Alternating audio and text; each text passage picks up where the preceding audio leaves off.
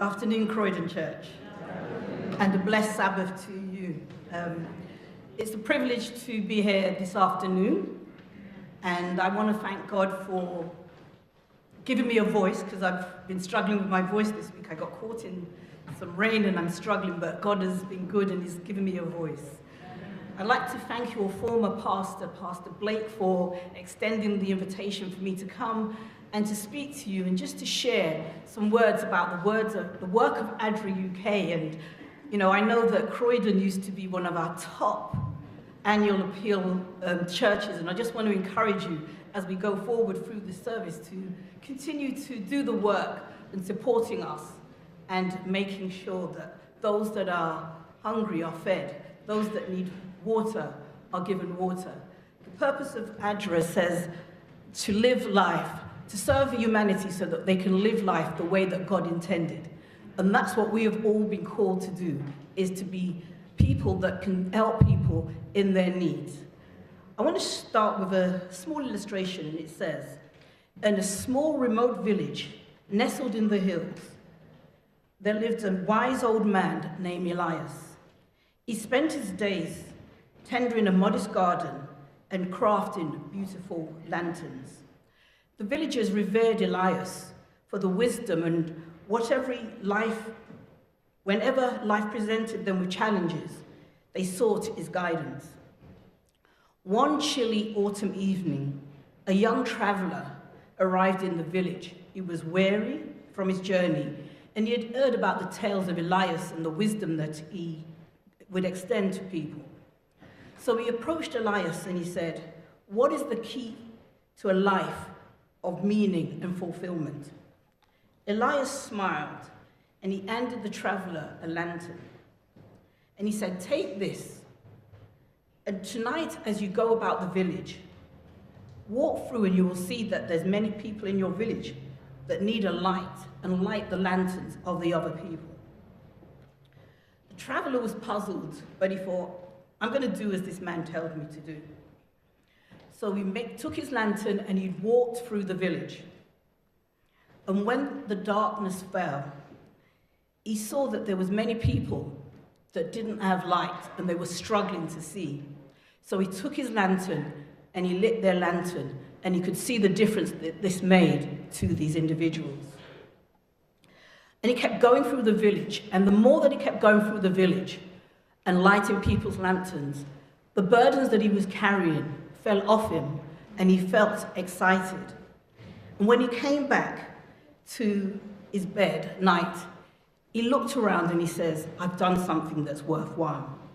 So in the morning, he returned to Elias and he said, I did not understand what I'd set out to do, but when I got to the end of it, I saw that I actually received more than what I was actually given. Elias nodded and he said, you see, the light you gave away did not diminish your own light. In fact, it grew lighter and brighter because it warmed not only just the homes of those people, but it warmed your heart as well. Life is much the same. When we serve others, we do not lose, we are actually gaining. We experience joy, we experience connection, and we see the difference that we make in people's lives. True fulfillment is found not in hoarding what we have, but in actually giving it away. I want to encourage us that to learn from this lesson and to give our light away. Let us pray.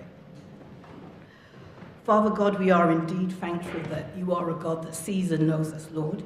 You have called us not to be selfish, but to actually to care for others and to serve others. Each of us has been given a purpose in life, and Lord, if we're not sure what our purpose is, let us continue to ask you, and you will lead us to where we need to be. These things we ask in your precious name. Amen.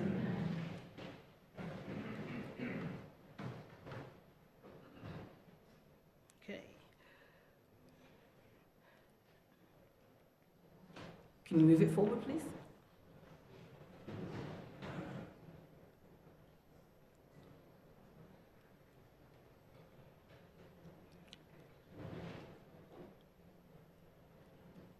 Okay, let's try again. Technology is great when it works.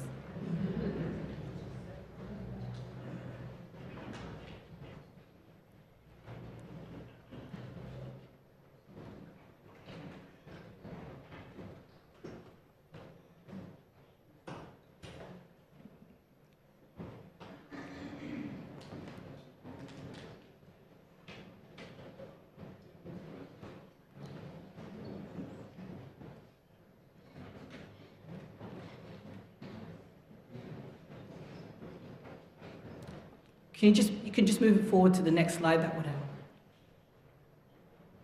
Okay, and the next. Thank you. So serving is in my DNA. In my formative years, extending a helping hand and serving other people was a standard in my household. In fact, growing up as a child, I thought that this is what every home was like. But I realized as I grew older that that was not the case. The inclination to give was just ingrained in me from a young person. My parents were very much people that were it was just what they did. They named me Sandra, and that was quite intentional, I was told. And when I looked up the meaning of my name, it said helper of mankind. And I'm thankful that God has allowed me to be able to live out the meaning of my name. Next slide, please.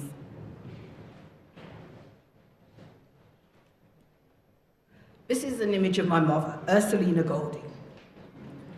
She was dedicated herself, her profession was a nurse, and whatever she did it in a wholehearted manner. She was always generously offering her help. There was always people in our home growing up. We took in strangers. We didn't know who they were, but my mother would welcome them in. She would give them a home. She would feed them. She would do whatever she needed to do to make sure that their life was comfortable. She worked in the community services department for the South England Conference and also our local church, Watford Town. When she passed in 2009, a lot of the pastors came to show their respect. And people came to us and they were telling us stories of things that my mother had done. And we were very much unaware of how she had actually impacted people's lives, because she did it in a very discretionary way. And she made sure that as children, we didn't know what she was doing. She definitely did what, he says, don't let your right hand know what your left hand is doing. And she made sure that she kept people's confidence, and her legacy still lives on today. People will still come up to me and say, I remember when your mother did X. I remember when your mother did Y. Likewise with my father.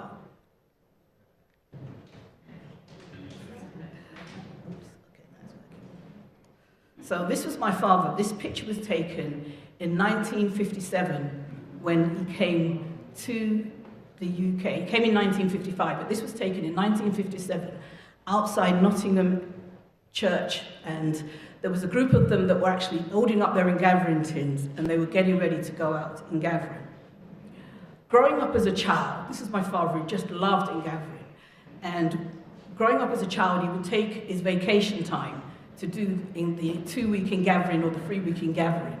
So even as a child, we would go out, and back in those days, we used to have these little envelopes, and people used to be able to put their money in the envelopes, and that was what you did as a child. So my father became an avid in-gatherer. When he was at Sandra, when he used to attend Sandra Park Church, for 3 consecutive years, he collected over £1,000 every time, so that he had his regular people that he would be able to go to. When he passed in 2019, this man was an order, he kept all of his records. So when we were going through it and we mounted up all of the sums of what he collected from 1956 up until 2018, it actually collected over £30,000 for the annual appeal for the church. That was how much that he loved doing things for people. Somebody speaking to somebody this week when they came to the BUC office, and they were saying, I remembered your father when he used to do the South England Conference Garden, and he had his allotment, and he always used to give us fruit and vegetables from his allotment, and they were so tasty and so good. Whatever he had, he didn't keep it to himself. He always gave it away. And that's why we are all called to serve.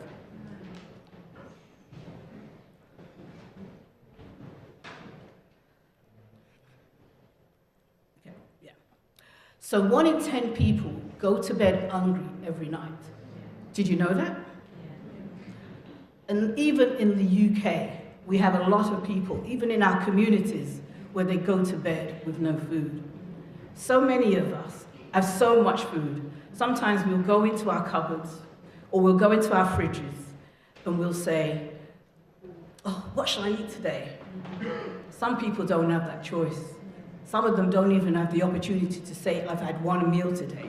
But yet we can become so selfish in that we just want more and more. And even if, I remember growing up, and I'm guilty of this, my mother would cook certain foods, and when we came home as children and we saw those foods, we were like, oh no, not that. I didn't like turned cornmeal. That was one of the foods that when I came in and I saw that, it used to be like, oh Mom, why? There must be something better. Not knowing that it was actually good food and it would actually make a difference to us as we grew up as children. So many people around the world struggle to find food to put on their table. And the sad part of it, the most people that are impacted the most are children. When we look and we see our children are not able to get the food that they need and they don't get the nutrition that they need and the nutrients, it stunts their growth. Not only does it stunt their growth, when they go to school, they're not able to concentrate because they've not had the food to feed their brain cells to be able to concentrate. When I was in 2010, I was one of the first volunteers to go for ADRA UK, and we took the shoe boxes to Burkina Faso. And we were giving out the shoe box at a secondary school. And I will never forget this group of young men that were sitting on a wall, and we were just waiting for some of the shoe boxes to be delivered to where we were. But I was feeling a little peckish, and so I bought some cream crackers with me. And I opened the cream crackers, and I saw their faces. And I couldn't actually eat the cream crackers when I saw their faces, because I could see that they had not eaten. And I spoke to one of the teachers, and I said, have these young men had lunch today? And she said, no, they're too poor to have lunch. They will have one meal, and that meal will be when they go home. So I took my packet of cream crackers and I gave it to them. And I watched them eat the cream crackers, but then I noticed that they left some back in the packet. And I said to them, aren't you going to eat it? And they turned and they said, no, we have one friend that's normally with us, and we have to share that with him. And that was what they did. And my heart was so touched and blessed by that to me this was just something that it was a trivial food, but to them it meant life. And I'm glad that God used me to be a blessing to those. How many miles do you think an individual has to walk to go and fetch water? In a developing country, how many miles do you think somebody would have to go and walk, or kilometers? 10? So it's 4 miles, or 6 kilometers, that they have to walk, often with the jerry cans on their heads. I tried that for myself, and I only managed walking 1 mile, because that jerry can, whilst it may not look heavy, it actually is really heavy. And the sad part is, many of them have to walk so many miles to try and get clean water. One of the things that we've been able to do as ADRA is to actually put wells or water pumps in those villages. And not only do they get the access to those clean water, but they also have access to protection. A lot of the women, when they're on their way to go and fetch the water, are violated. And so by putting these wells in these villages, it helps to make a difference to the women's lives and to the villagers' life, where they can taste the clean water. I remember in Ghana, where I tasted the water from a pump for the first time. That water was so refreshing. It was so nice, and I'm like, wow, I wish the water in the UK could have tasted as nice and as cool as that. I didn't have to the water was so cold, it didn't have to go in the fridge for it to be cold, but it was just natural water coming from a water pump. And that's the blessing that we can give. When we give water, clean water, to communities, it makes a difference. We're helping them to prevention from waterborne illnesses that they would actually get by drinking the unclean water. I'm sure many of us have seen the television ads where the water looks so dirty and yet the people are having to drink from it, or you may see where People are drinking from the same water where the animals are. That's the reality of a lot of people's lives. A lot of us can't identify with it because we can just go, we can turn on our tap, we've got clean water coming out, and we're fine. I remember when working with the South England Conference and Women's Ministries Department, we took a group of young people to Ghana to do a project similar to what you're getting ready to do in Côte d'Ivoire, in the Ivory Coast. And we told them what it was going to be like. It's going to be in a rural area, you're not going to have access to the internet or anything like that. But we also said, be prepared that you may not get the clean water that you may normally have in the UK. And true to form, at the hotel where we were, when they turned on the water one morning, it was brown water that was coming through the shower, coming through the taps. And the young people were so distressed by that. But they learned that, for 2 or 3 days, they could survive without that.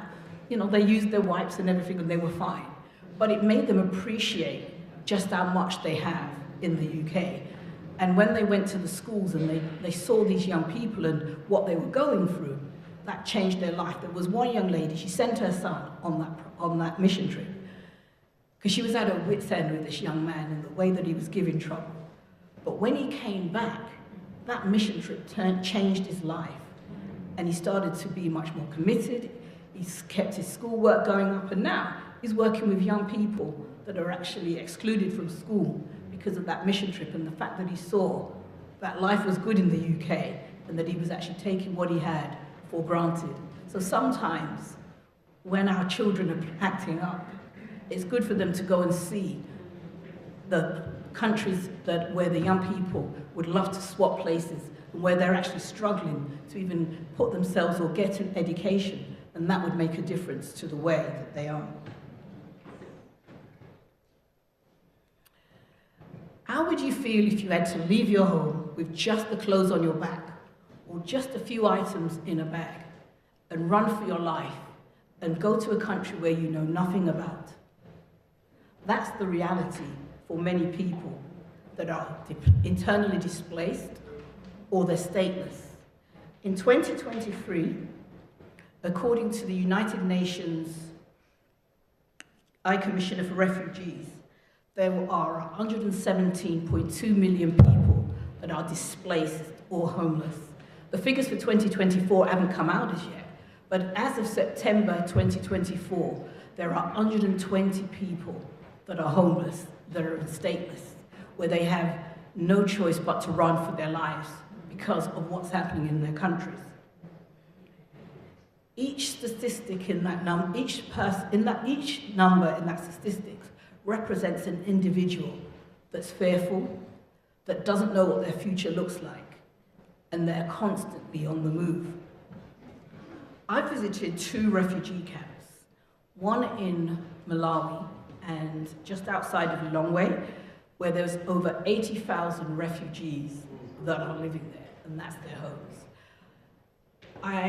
There's an image of a young lady that will always stay in my mind because there was something about her eyes. I took a photograph of her because I love photography, and I took a picture of her, and every time I look at that picture, my heart really gets heavy. Because when you look at the picture and you see her eyes, you can actually see the pain that's in her eyes. When I asked her what her story was, it made me cry. To think that this young girl was 18 and had gone through so much in her life, didn't know what her future was going to be, but had some hope that maybe someone, somewhere, would allow her to be able to have a better life than what she's come from. I met women that had been in that camp for over 16 years. They'd got married in the camp. They'd had their children in the camp. That was the only life that they knew. They were running from Rwanda, from Burundi, from the DRC, and there was no hope of them ever going home. The camp started out with just 5,000 people, and as I said, when I visited it, this was 2 years ago, there was 80,000 people, and I'm sure there's much more people that are now situated in those camps.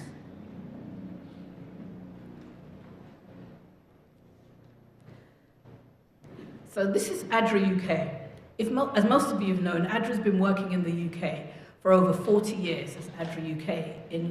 Last year, we celebrated our 40th anniversary.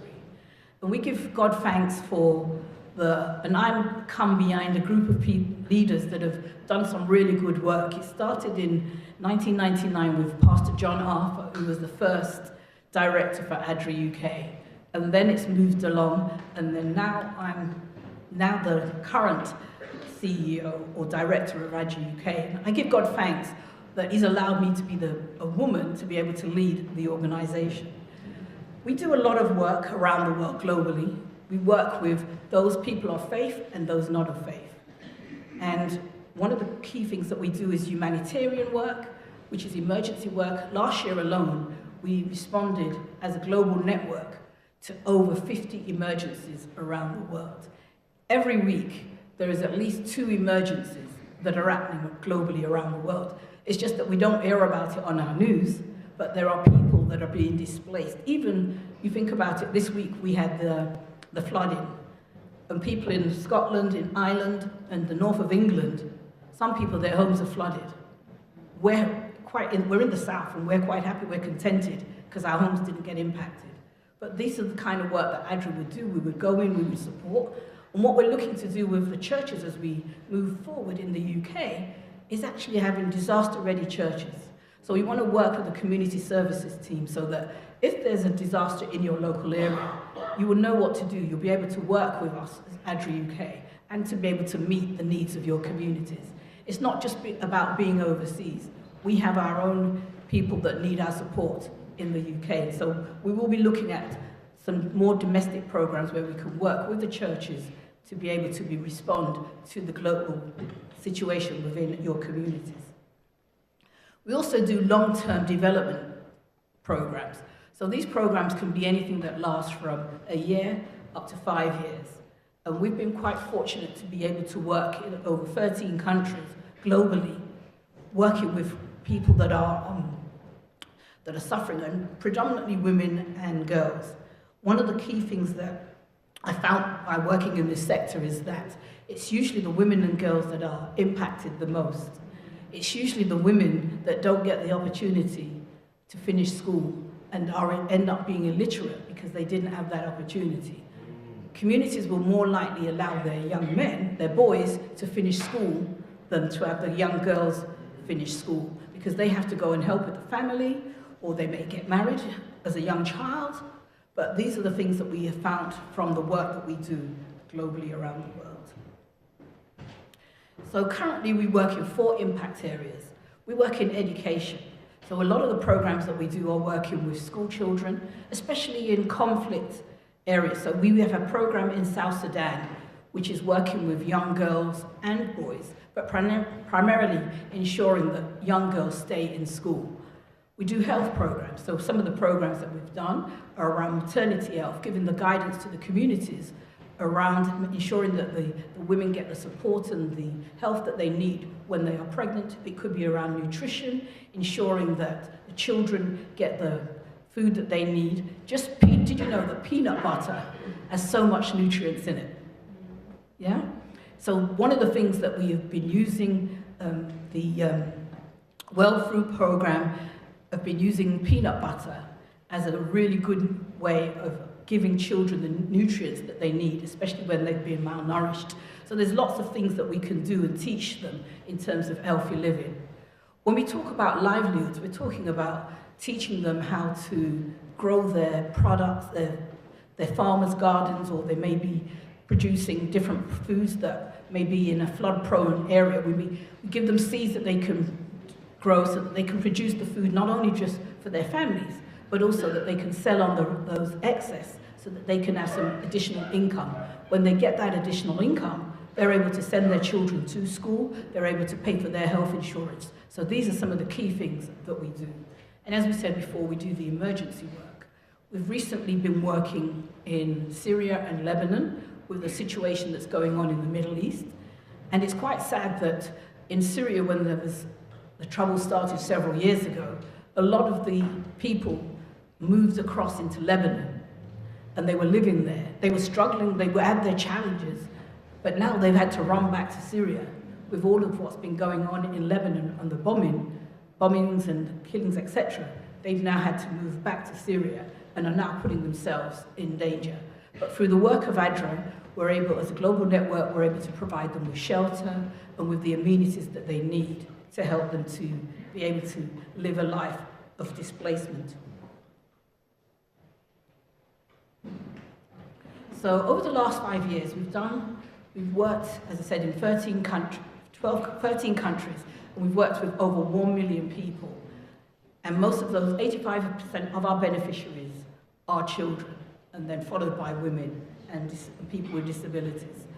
One of the things that I really enjoy about this kind of work is to see the smile on the faces when you see the difference that coming in and giving them the things that they need makes. I think a lot of times we take things for granted because we're able to just, as I said, go into our cupboards and get food.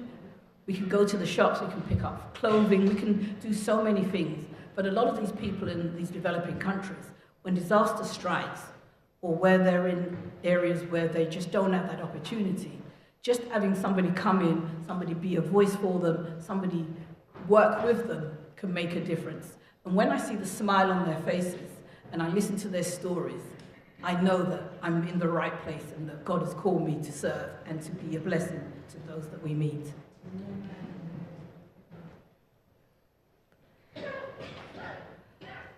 So remember I spoke about the water pump. This is what one looks like if you haven't seen one before. These are one of the pumps that ADRA has put in place and that is helping to give that clean and fresh water. This is some images where we've done in terms of food security and livelihoods. One of the regions that's really grossly impacted right now is what they call the Horn of Africa. And these are the countries that are on the east coast of Africa, including Kenya, Uganda, South Sudan, Ethiopia. And as an ADRA network, we've now put in place a strategy to kind of work with those country offices and to look at how we can actually support them through the climate problems that they're actually dealing with. A lot of them, there's drought, there's some places they're flooding, and so that's impacting the work that we do and impacts the programs. And we have a program currently that we're running in Zambia, which is a dairy project. And they have got such severe drought going on in the southern part of Africa that it was impacting our project. And now we've been able to provide wells for them so that the animals can get the water and also the community as well. So these are the things that we have to be adaptive when problems come up. And we have to be able to ensure that our projects and the people can still have a livelihood and can still survive.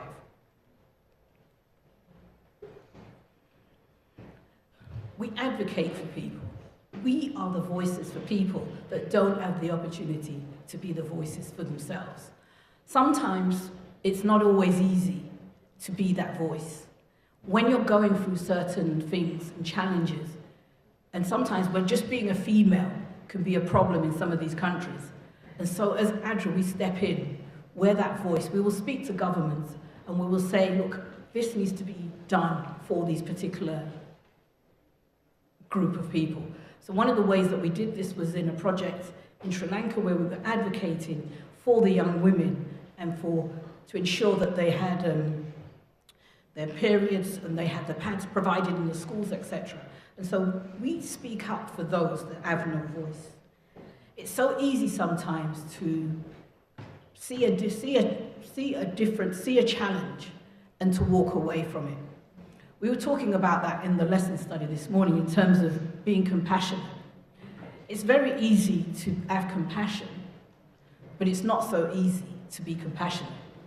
Because when we're compassionate, that's an action word, it's a verb, we have to do something. So we can look, we can say, I feel sorry for that person, but there's a difference when you do. So I want to encourage us that as we go through this quarter's lesson, and we're talking about the love and the compassion and the justice of Jesus, which is our ADRA motto, is that we look and see those that are in need, and that we don't just look and see, but I want to encourage you to meet their needs as well. Emergencies. Last year, these are the emergencies that ADRA UK responded to. So we had the floods in Brazil. We had Hurricane Beryl that was in the Caribbean and Mexico, and I want to thank those. I know there were some people from this church that donated. I want to thank you for that and the support that you gave. We were able to provide the food packages to help with some shelter. In Mexico, we were able to provide cash vouchers so that people could get the products that they needed. We also, in terms of the Gaza conflict, we've supported that project, and the Lebanon, and also the Syria and the drought in Zambia. And as I said, every week there are 2 emergencies or more. As a global network, we can't respond to every emergency, but we have to decide which ones are the ones that are really important, and how we then go out to our congregations to ask for those support. Did you know that serving is good for your well-being? It is. What are some of the feelings that you get when you serve somebody? Joy. What else do you get?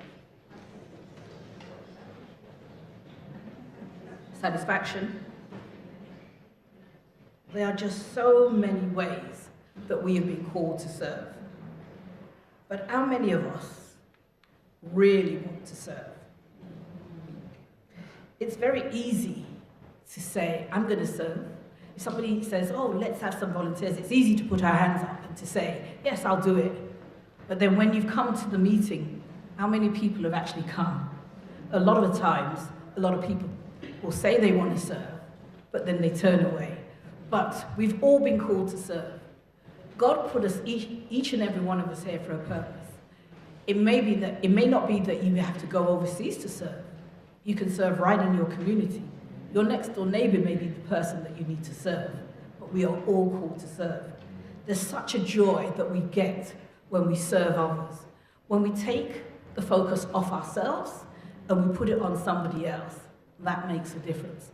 One of the things studies have shown is that when somebody is feeling down, we're all prone to feel down and out, but when we take that focus from feeling down and we put it onto somebody else, and we look at their needs, then we see that there's a difference. I don't know about you, but I have friends that, when we speak and they talk about the things that they're going through and they're really in a bad place, I will turn to them and say, yes, you're in a bad place, but think about the things that God has provided for you. When we start to look at the things that God has given us, and we look through the lens of gratitude, then we realize just how much we have, and that we're not as bad off as we say we are. We are all called to be the hands and feet of God. Whilst we are on this earth, we have all been put here with a purpose. Our purpose isn't to sit in church and just look pretty. It's to actually do something when we come out of these walls. What are you doing outside of this? Are you telling somebody about the love of Jesus? Are you meeting the needs of someone? When we see somebody that's down and out, do we just give them money? But have we actually spent the time to ask their story? One of the things that I love to do is to actually speak to the down and out people. I like to speak to homeless people and to hear their stories, to understand why they are in the situation that they're in. And many times you will find out it's really not because of anything that they had done. It was just life and circumstances happened and they've ended up in that situation. Sometimes it's more than just praying for somebody. If we look and follow Jesus' example, Jesus didn't just, he saw their needs, but he met their needs. When the people were hungry, when they came to hear about the spiritual word, he fed the multitude. When the children wanted to come to him, he had compassion on them. He didn't turn them away. The disciples wanted them to be turned away, but Jesus brought them closer to him. And I can imagine, as a child, there was an image that there was in the cradle roll in the primary, there was the image of Jesus with this little child sitting on his knee. And that's always stayed in my mind. And that's how I look at Jesus. Sometimes when I'm going through challenges or certain things, I imagine myself sitting on the knee of Jesus and him comforting me and saying it's going to be okay. We too need to be that knee of comfort to somebody in our community, to those overseas. They need to know that someone loves and cares for them.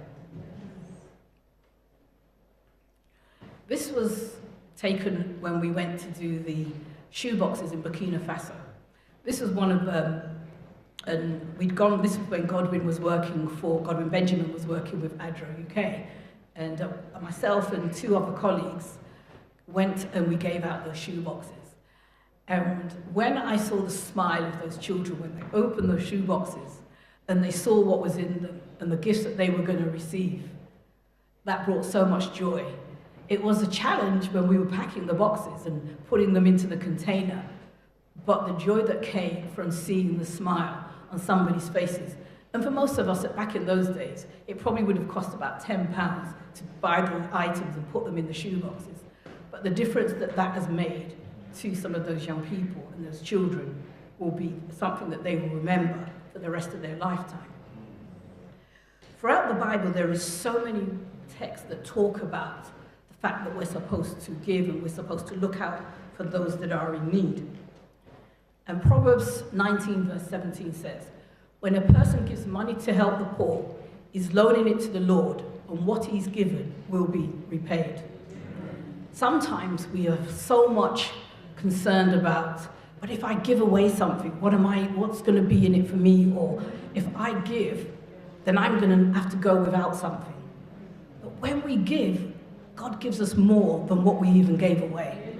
And I'm sure that a lot of us can testify about that. When you look back over your life and you look through certain situations that you went through, you can look and you can see how God has blessed you immensely when you gave and you sacrificed and you gave something away. Another one, it's a text that we all probably remember, James 1:27. Pure religion and undefiled before God and the Father is this, to visit the fatherless and the widows in their affliction. Another one, speak up for those who can't speak for themselves and for the rights of those who are destitute. There is so many texts and I could go on and on and on. And I'm going to skip a couple of these because it's very similar. This one, he that has a bountiful eye shall be blessed, for he giveth of his bread to the poor. How many of us give what we have to the poor? In my life today, L.T. Ellard, as I like to call her, says, by helping those in need, we are modeling the ministry of Jesus. How many of us are modeling the ministry of Jesus? It says, do not wait to be told your duty. Open your eyes and see who are around you. Make yourself acquainted with the helpless, afflicted, and needy. Hold not yourself from them, and seek not to shut out their needs. We are encouraged to do this and to make a difference in the lives of those around us. This was the refugee project that I visited in September this year. This is a project that ADRA has been working in Thailand, working with migrants from Myanmar. And we've been doing this project for 10 years. And we had the opportunity when I was there to meet the second cohort who were coming to do some training, some vocational training. And there was over 150 of them. So they were going to be learning sewing, they were going to be learning baking, they were going to be learning different computer skills. And it was actually it was disturbing, but happy at the same time. Glad that we were able to provide them with these skills that they needed, but sad to know that they will not be able to come outside of that camp where they're located. And that camp has over 150,000 people that have been living there and are in situations where they'll never be able to come out. These are some of the conditions of the homes. I kind of snuck this picture because I wasn't really supposed to take a picture of the refugee camp. But this is one of the camps, houses that are next door to where the building is located. And the conditions were really harsh. There was a school that they have, and there was 1,000 children that were in that school. But they didn't have the facilities like what our children have. They had blackboards that were so worn out that you could barely see the chalk on them to be able to study. Our children have smart boards, and they take them for granted. A lot of our children have iPads. They just had books, and some of them were sharing books because their parents couldn't afford for each of them to have a book.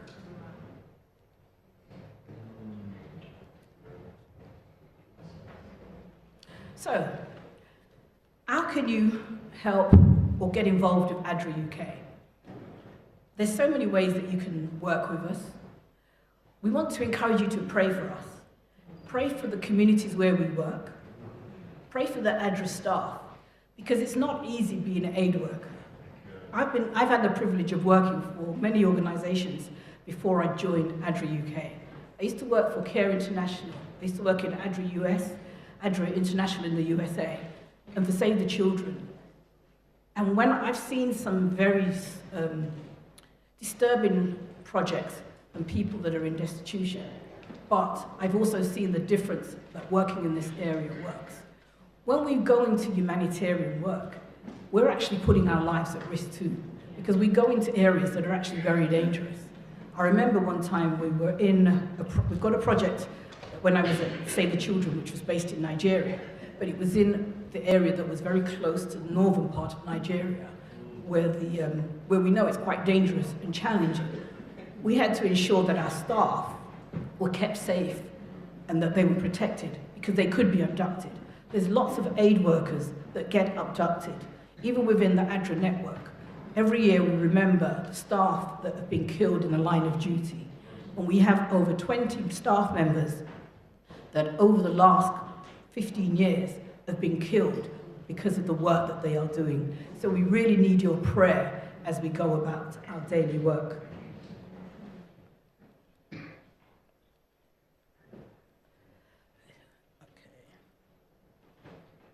So you can volunteer for us. People ask, we have people asking, how can we volunteer? How can we be a part of ADRA?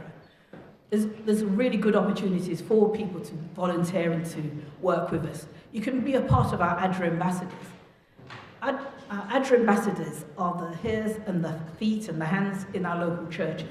They are the people that work with us to talk about the work that ADRA does and to encourage the churches to give to ADRA. So I know that Croydon currently doesn't have an ADRA ambassador, so I'm going to challenge you, Pastor Cudjoe and Pastor Thomas, to actually bring on board an ADRA ambassador. I know that you used to do some really great work for ADRA, and I would encourage you to continue to do that. You can also, there's an opportunity for somebody to become a trustee. So if you've got a passion for the work we do and you've got skills that can aid our work, you can become a trustee. You can also become an ADRA angel. Our ADRA angels are those people that make a monthly contribution that really helps to support the work that we do. When you give £5 a month, that £5 can actually give a family the personal hygiene kits that they need for their entire family. £2 a month can buy the school supplies that a child needs. So you can give as little or as much, but every little penny helps to make a difference in the lives of the young people, of the people that we serve. You know, we had some pastors that were doing their induction last week at the VUC office, and I want to, you know, they led by giving a monthly contribution. They filled in the forms and they gave it to us. They said they want to lead by example so that they can show that their church members the important work that ADRA does. ADRA is not my charity. ADRA is our charity. It's the humanitarian arm of the Adventist Church. It should be our church's charity of choice. When you think of a charity, it should be ADRA that you're supporting first and foremost. We are all called to serve, and some of us have chosen to work for the church through the humanitarian arm. So I want you to think about that and to pray about it and to actually help to make a difference in the life of somebody. You can fundraise for us as you've done before, and we want to encourage you to continue to do that. We want to encourage you to prioritize giving and to make a difference in the lives of the people that we work with. When we touch somebody's lives who couldn't otherwise have been served, we're making a difference. We're not only making a difference to their lives, we're actually making a life to the community where they serve, where they live, and where we serve. When we go back and we see that the work that we do has made a difference to the communities. They're now able to function, they can grow their own produce, their children can have that education, they have health services that can make a difference to them, they're able to drink clean water. That's what your giving helps to make a difference in the lives of those that we touch. So my challenge for you today is choose someone to serve. It may not be somebody overseas, it could be your next door neighbor, it could be within your community, within your workplace, but choose someone to serve. We are all called to serve. There's a difference that we can make. There's somebody that needs to know about the love of Jesus. When that person knows about the love of Jesus and what he can do for them, you're making a difference in that person's life. But you're not only making a difference in their life, you're making a difference in your life as well. Because if we've got this joy, if we know Jesus and we've got so much joy, why do we want to keep it to ourselves? Why aren't we telling others about the love of Jesus and what he's done for us? So I want to challenge you to go out and find somebody to serve. I want to challenge you to make a difference in somebody's life. I want to challenge you to look for the need in somebody, to look and see who needs your service, who needs your love, who needs your connection. One of the things that we found through going through challenges we found going through COVID was we lost that connection. We lost that love. So many of us were grateful that we had people that were looking out for us. But there were so many people that had nobody. There's so many people now that are going through so much depression because we forgot about them. Our churches used to be overflowing. There's a lot of people that are missing from our churches because they lost that connectedness. We need to be able to reach back out to them and connect with them. There's a song that I'm sure that a lot of you would know, but I want to leave you with these words. And it's a song that's written by an American composer called Alma Andraza. And it says, if I can help somebody as I pass along, if I can cheer somebody with a word or song, if I can show somebody he is traveling wrong, then my living shall not be in vain. If I can do my duty as a Christian ought, if I can bring some beauty to a world upraught, if I can spread love's message that the Master taught, then my living will not be in vain. And the chorus says, then my living shall not be in vain. Then my living shall not be in vain. If I can help somebody as I pass along, then my living shall not be in vain. At the end of my life, I want my legacy to be that my living was not in vain and that I have made a difference in somebody's life. I want to challenge each and every person that's sitting here today and those watching online to be a difference and to make a difference in somebody's life. So when the Lord comes, he will say, well done, thou good and faithful servant. Amen.